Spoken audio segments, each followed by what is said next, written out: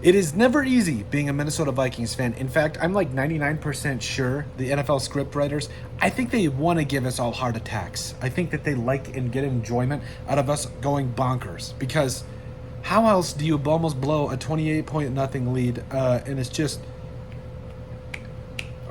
okay, all right. This team is 4-0. That's the long and that's the long and skinny of it. But we got to be better than this. We got to just close out games and against especially good teams. I know we did it against the Texans, but got to close out this game. Anyway, they did. They did close out the game in the 31-29 win in Lambeau over the Green Bay Packers for the Minnesota Vikings, and we're going to cover the good and the bad in our latest edition of Winners and Losers. So let's get right into the winners because we're optimists on this channel, I think. Anyway, so Sam Darnold. 20 of 28, 275, 3 touchdowns, 1 pick. Like, really picked up where he left off last week, and he just continues to show that he's him, and he really deserves a lot of credit for what he's done with the Vikings so far because 11 touchdowns, 3 interceptions, even though this interception wasn't an interception, has really come on strong and shown that he is going to be a big-time comeback player of the year candidate. So Sam Darnold, hats off to him, played really solidly again. Aaron Jones, 22 carries, 93 yards. I wanted one. I'm trying to think. Okay, I don't know any other languages. Honey, what's another word for, how do you say one in Greek? Enna. Okay, so Enna, Lambeau leap from Aaron Jones, where it was in a Vikings uniform. I wanted one.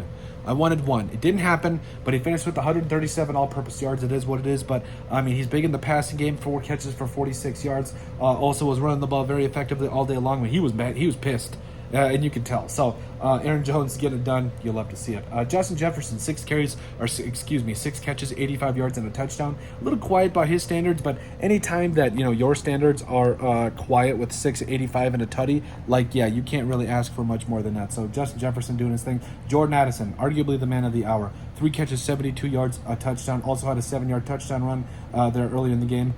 Really gave the Vikings some momentum. And then also Jalen Naylor. Now, the muff punt, we'll get into that, loser over there, but did have that 31-yard catch early in the game. They still need to incorporate him in some way. And Josh Oliver also had 2 catches, 10 yards, and a touchdown. So offensively, in the first half, we were humming.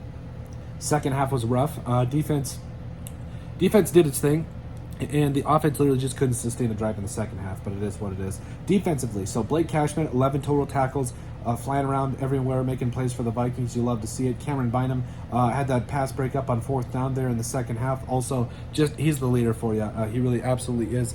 And continued to look really good there in the secondary. Byron Murphy Jr., 7 tackles, had an interception, and I think he was in on that Tucker Kraft fumble there too in the second half that really sealed up the Vikings game for him. Also, as far as the rest of it, Shaq Griffin had that pick, again, Kama Grugier-Hill also had a pick. We're finally getting turnovers on this defense. We need to see more of it. I love it overall. Patrick Jones, the second, had that sack, and honestly, this defense wasn't horrible. I think it was mainly because it was on the field for 90% of the game because the offense could not sustain a drive in the second half. But overall, a win's a win. And as far as the losers. So first off, this offensive line, Sam Darnold needs to quit getting sacked. He got absolutely obliterated on that corner blitz, which resulted in a fumble and I believe in another Packers touchdown. And then also, he's pressured often. This offensive line is horrible, or at least that the tackles are okay. The interior needs to get solved. Dalton Reisner, please come back. We need you. So there's that. Also, the Jalen Naylor debauchery, the losing the muffed punt in the sun, just don't take any chances. I mean, it resulted in the Packers' first touchdown of the half. It really gave them life going into halftime, and that was rough. Also, Josh Metellus, that pass interference, no bueno. And then also the rest of it, just this second half play calling. Also, I actually wasn't that mad about the play calling. I really like the fact that Kevin O'Connell was aggressive. I give him a winner for his play calling in the first half. Same thing goes with Brian Flores. But, I mean, second half it was more of a prevent defense. And there were some cases where it almost seemed like he was playing not to lose. I really like the Jalen Naylor end around there, even though we got a horrible spot by the ref. He clearly got the first down. But, that's nothing. The refs were horrible. God awful. Good Lord. They should be investigated. That's how bad they were. But oh boy, this is just, I got to go take Tylenol and probably some heart medication because I mean, I'm 27 years old. I've been a Vikings fan for too long because you can't keep winning games like this. Like, please, just let this be the only close game of the year until we get to the Super Bowl. Knocking on wood.